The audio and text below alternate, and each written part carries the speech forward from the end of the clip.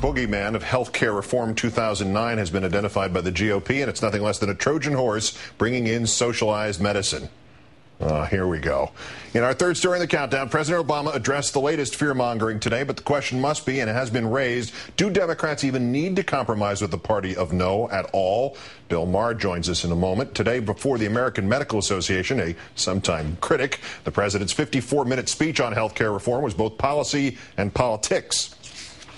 Each time an uninsured American steps foot into an emergency room with no way to reimburse the hospital for care, the cost is handed over to every American family as a bill of about $1,000.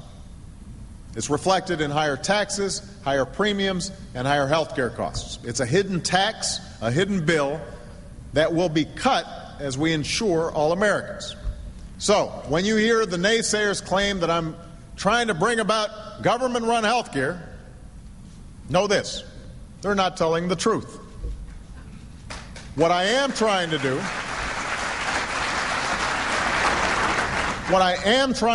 and what a public option will help do, is put affordable health care within reach for millions of Americans. The so-called public health insurance option would give consumers a choice other than private insurance, but it is the great demon, according to the GOP, a trick on the way to a scary single-payer system. The Senate Finance Committee's ranking Republican, Charles Tweeter Grassley, portraying it as the main problem for Democratic Chairman Max Baucus, quoting, "The biggest challenge he has in his own caucus is that a large share of Senate Democrats really want the government to run everything." On the House side, Congressman Eric Cantor expected to unveil the GOP alternative in outline form on Wednesday. More deja vu all over again. All of it, more evidence that Democrats should take seriously the oft-repeated suggestion of former DNC Chair Howard Dean, who says there should be no compromise of the public option. This is a compromise that's designed to deal with problems in the Senate, but it doesn't deal with problems in America. And I think it's time for the Senate to stop playing politics, do what has to be done. If the Republicans don't want to get on board, and they certainly have never done, look, the Republicans all were against Medicare when we put that in. If the Republicans don't want to get on board, then we can do this without the Republicans. And since the battle may again be won by 30-second TV ads, one connected to the DNC is ready to roll. It cites a recent poll. 62% of Americans supporting a major overhaul of health care, and another new poll finding 73% of Americans do want that choice between private and public insurance plans. Let's bring in, as promised, the host of HBO's Real Time with Bill Maher. Bill Maher, who will be performing at the New Orleans showroom in Las Vegas July 3rd through July 5th, even though that has little to do with this topic. Good evening, Bill. Oh, you don't know about that. Okay. They both have to do with gambling. An excellent point to start with. The overall picture here, health care again, Republican opposition again, Democrats at risk of caving again. Is that the natural follow? Yes.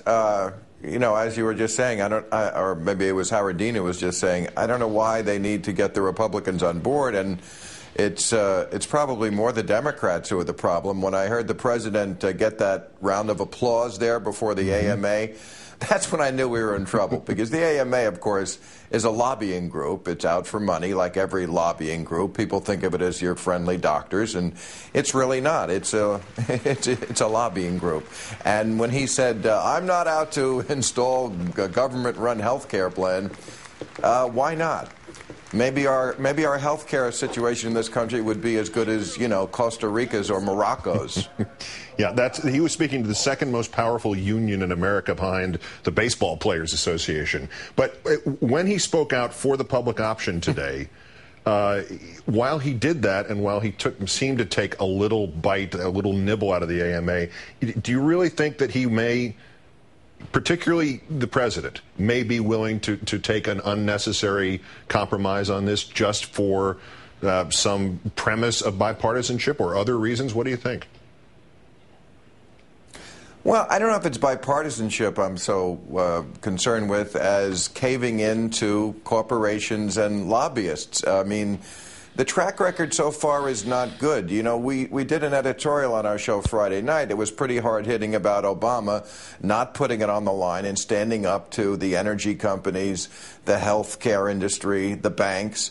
And previously, when I had criticized Obama in front of you've been on our show, our very liberal Southern California audience, they were booing me. You know, my crowd in my studio booing me, which is fine. But on Friday night, I was expecting the boos, and they weren't booing anymore. They were cheering. I think they're getting to the point where they're realizing, yeah, we still like Obama. He's our guy. We're glad he's president. But where's the beef? And it's easy to make speeches. What's hard to do is stand up against corporations. Corporations and their incredible strength are what have ruined this country so far. And this president, we thought, might be the one to stand up to them. I'm losing hope. I still have audacity, yes, but my hope is fading. But when you consider this, I mean, it's 20 years of, well, Democrats will eventually get some sort of health care plan. Nearly 20 years. Their generations have grown up in this country hearing only, well, the Democrats will get this done. Oh, well, not now because something else has gone wrong. It would seem that there's very little being required of the Democrats right now, and this would be the time to act, even if it is essentially by the fiat of the people who won the elections. Exactly. That's one of the points I was making on our show Friday is, if not now, when? First of all, historically, presidents have to do it, have to make their hay in the first year or two. If he doesn't act boldly, I think he's probably going to lose the midterm elections. Then he'll have less Democratic support than he even has now. But the Republican Party is at its weakest point. If he can't shove some progressive legislation down their throats now, I don't know when it's going to happen. You know, I was saying that what he needs to do is get a little George Bush in him, personality-wise. Now, Bush, of course, as we all know, had horrible ideas about pretty much everything. But he was pretty good about when he wanted to get something to be done, he got it done. You know, nobody was looking to go to war in Iraq, which was, of course, a horrible idea. And yet he pushed that through. And I think Obama needs a little of that. A little of, I'm going to get this done. I don't care who's with me. I don't care who I'm going to upset. I don't care what kind of popularity I'm going to lose over this. But I'm going to push this through, and I'm going to do it now. And I'm going to do it in full measure. And I really haven't seen that from this president on the issues that matter the most, which I think are how to deal with the banks and Wall Street, energy legislation, and health care. Yeah, the last president thought 2004 was a mandate. It looks like this president is not sure that 2008 was a mandate. Right. I mean, if Bush could go to war in Iraq when nobody was thinking about it, how come this president can't get through something like health care reform in a way that the people really want when people are actually for it? You know, again, this speech to the AMA, nice speech, but he did leave out the important part that the AMA has been the major stumbling block to all the health care reform we've tried in this century.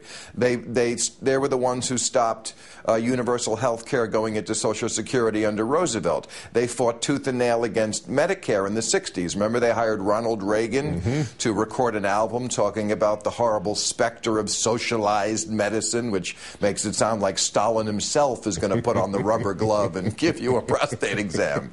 They fought Clinton's plan. You know, they're not your friendly doctors.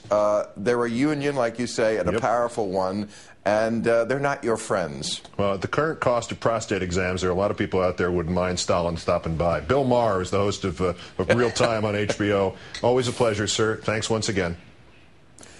Thanks, Keith.